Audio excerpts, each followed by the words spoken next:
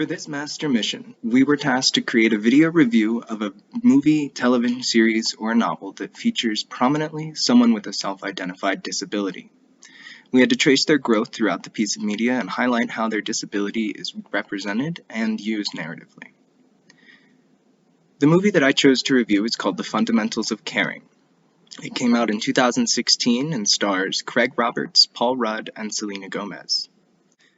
The movie begins with Paul Rudd, who is in desperate need of work and is also dodging divorce papers from his wife. He lands a job as a caretaker for an 18-year-old boy with Duchenne's muscular dystrophy. During their first encounter, when Paul Rudd is first going for the interview, the boy, Trevor, who's played by Craig Roberts, is very cynical and satirical about his disability. He's making jokes, and he altogether seems to be just over with the hassle of finding a new caregiver. After Ben, who is Paul Rudd's character, is hired on, Trevor makes his daily tasks very difficult for him, like showering or using the restroom, not really giving Ben anything to work with, and generally just making his job much harder. We quickly learn that one of Trevor's main interests is the abundance of roadside attractions that America has to offer, and he's been infatuated with these since he came to America with his mom from England.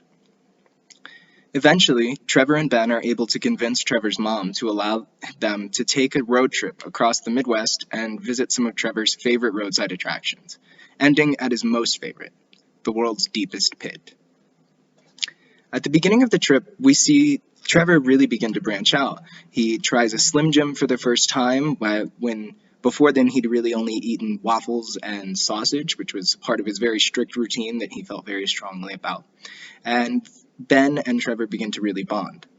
Soon, they encounter an attractive hitchhiker who is named Dot, that Trevor is really romantically interested in from as soon as they first see her. After seeing her at a few different places, Ben finally convinces Trevor to go over and talk to her, and they end up inviting her back to their table at the restaurant that they're sitting at. She's really abrasive at first about Trevor's disability and uses really ableist language, but genuinely seems interested in learning about him as a person rather than just his disability. After a few stops with Dot, the three encounter another hitchhiker named Peaches, who is a pregnant woman that's having trouble with her car on the side of the road. And eventually, she joins their group. After seeing a few attractions, such as the world's biggest bovine, the group decides to make a detour for Trevor to go meet his dad in Salt Lake City, who he had been estranged with ever since he was 3 years old. And Trevor's dad left right when he was diagnosed.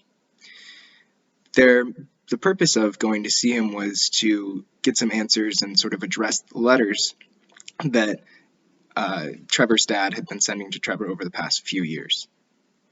When they get there, it turns out that Trevor's dad is a car dealer who really wants nothing to do with him, and he breaks the news that Trevor's mom was the one that had been writing the letters the whole time, trying to make Trevor think that his dad had and wanted a relationship with him.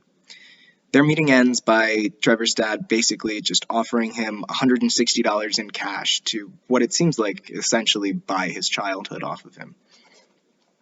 After this defeat, the four of them finally make their stop at the world's deepest pit, which was the last one on their trip. When they get there, everybody is really excited, and it's handicap accessible, which the film makes a very big point of noting. After going to the bottom of the pit, Peach's water breaks and she ends up giving birth to a healthy baby there at the attraction. And after that, the group sort of splits up. Dot goes her way, Peaches goes with the paramedics, and it is just Trevor and Ben that are left together. The movie ends with Ben resuming his old job as a writer, writing a book about Trevor, who joked that would never be possible because of how boring his life is, or was until they took their road trip. So, a few things that I want to address throughout the movie are the concepts of masculinity, accessibility, and dating. On the concept of masculinity, we see Trevor make several very sexist and hypermasculine remarks throughout the movie, such as how he wants to nail the Seattle Seahawks cheerleaders in pyramid formation, or the constant objectification of the roadside attractions reporter, as well as the recurring joke between Ben and Trevor about calling the Make-A-Wish Foundation and telling Katy Perry that Trevor wants a blowjob from her. So, in the very nature of being a man with disability, Trevor is emasculated because of the able bodied standard that exists of being muscular and strong. He and other men with disabilities can cope with this by replacing the masculinity with a new definition, or by acting hypermasculine in a way that they can control. Trevor's objectification of the women on television is a perfect example of how he is acting in a hypermasculine manner in a scenario that he has full control over. So another really big point for masculinity is that throughout the course of the movie, Ben is really trying to allow Trevor to pee standing up. Trevor mentions that this is something that if he could do anything, this would be one of the first things that he does, and that he's always wanted to do. So throughout the course of their road trip, we see several scenes of Ben trying to help Trevor stand and undo his pants. Trevor, only having ever urinated sitting down from the age of 3, feels like it's not a really possible thing to do, even with assistance, and they have several failed attempts. Obviously, this act is associated with masculinity and manhood, which is representative of Trevor's sort of lacking in this area. So he's trying to reclaim his masculinity somewhat through this ability to urinate standing up. So during the climax of the movie, after the group has split up and it's just Ben and Trevor left at the world's deepest pit, as I mentioned, they end up taking a backboard or papoose type thing from a paramedic, and Ben straps Trevor into this and then holds the board upright just at the edge of the world's deepest pit so that Trevor is strapped in and he's able to urinate officially standing up into what was his favorite roadside attraction and has been the part of the trip that he's been most excited about the entire time. So he was really able to both achieve this sort of this mastery or like ownership over his masculinity that he feels as though he's lacking in, while also being able to see something that he never thought that he would be able to see, doing something he never thought he'd be able to do. Another major concept that the film really addresses is accessibility. So it's one of the most dominant reasons that Trevor has never really been able to be more than an hour from his house, not only in terms of transportation, but also in terms of his lack of access to like medical resources such as specialized pharmacies, or being able to find emergency rooms that are accommodating and properly equipped to deal with his specific care needs. Once they're on their trip, we see this very especially exemplified when Ben and Trevor go to their first stop at the world's largest bovine. Once they arrive, they see that the taxidermized cow it's kept on the second floor of a very old barn that does not have an elevator or a ramp or any other sort of handicap access. Ben makes a scene with the employee and yells at him about how all Trevor has wanted to do was see the cow, and he's very excited to do so, but their lack of planning for disabled individuals was inhibiting this. Eventually, this leads to several employees caving in and actually carrying Trevor's very heavy motorized wheelchair up a super narrow staircase at the expense of maybe pinching some of their fingers. So even though Trevor only wanted to experience the attraction and see the cow for a few moments, Ben made it clear that it wasn't about the fact that he was only there for a little while and the employees had to exert so much effort to get him there. It was the fact that he wouldn't have been able to see it at all had they not done so.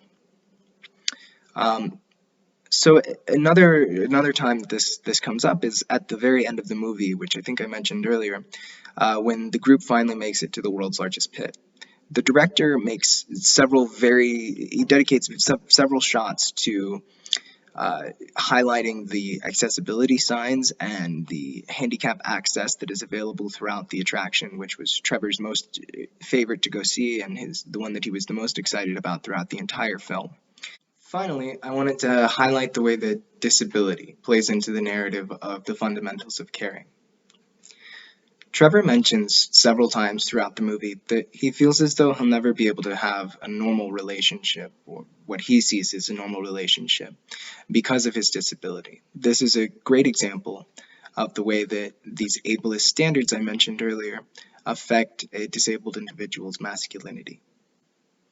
So when he and Ben first pick up Dot, he's very visibly awkward around her due to his attraction to her, which is totally normal for a teenage boy, but is really exacerbated by the sort of challenges that he has to overcome when talking with Dot about himself, because he has to first address his disability.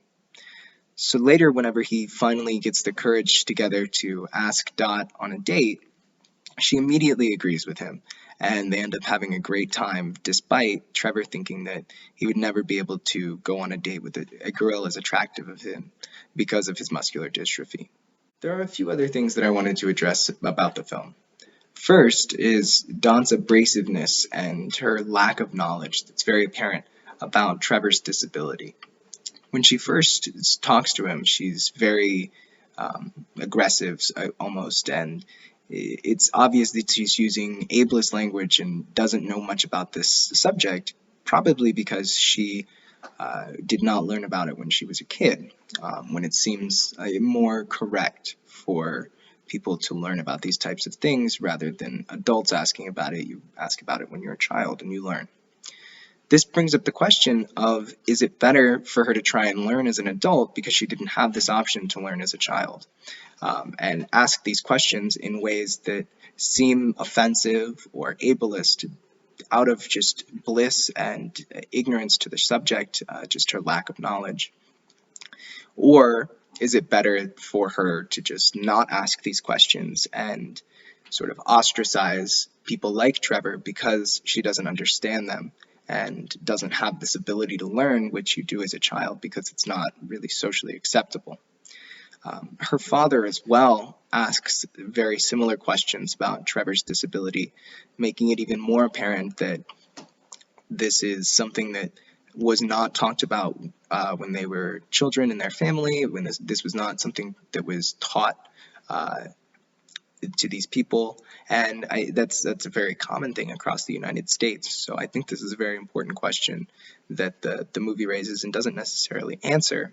However, I feel that because Dot is interested in learning about Trevor, and even though she may seem as though she's being rude or offensive, she's genuinely trying to learn now. And I think that makes for a better society and more inclusive world for people that have disabilities like Trevor's, but also other things that kids might learn about in addition. Trevor's evolution over the course of the film is a bit more static than one would expect, and he sort of remains this satirical and somewhat cynical kid throughout the entire film. But however, he does evolve the relationship that he has with Ben, both as a caregiver first, but then as a friend. And I think that that's really important to note, because the character arc in this is less about his disability and more about the relationships that Trevor is forming in this adventure that he's going on, while still making certain choices and reflections about how that's different when you have a disability. So at the end of the movie, we see that Ben now considers Trevor a very close friend of his. He's writing a book about him, he's joking about him, but this was not the case when they first met. As I mentioned, Trevor made it especially difficult for Ben to do his job and assist Trevor in his daily tasks. In addition, he would often joke to Ben, seeming as though he was choking or that he needed help when he really didn't, just to make it even more difficult and scary for Ben to perform his job as a caregiver. But in the end, they no longer do so, and they certainly see one another as equals and friends. The last thing that I want to address is the director's choice to have Craig Roberts act as the character of Trevor, as opposed to casting an actually disabled actor. This seems to happen in almost every movie that I've seen centering around disabilities. The first that comes to mind would be the movie that Bryan Cranston is starring in, where he was computer edited to look as though he's emaciated and fits the role of someone who is paralyzed, rather than casting an individual that I'm maybe not as well known as Bryan Cranston, but certainly as capable of acting. However, does have that disability that the character does. This is a really interesting phenomenon, I think, that I've just honestly come to learn about and become aware of. That it seems like a huge problem within the film industry, and it is related to the way that Hollywood has been whitewashing with race-centered roles as well, and definitely needs to be a bigger part of the discussion when speaking about how Hollywood sort of controls the narrative of what is displayed in movies and therefore the way that society is characterized. Thank you.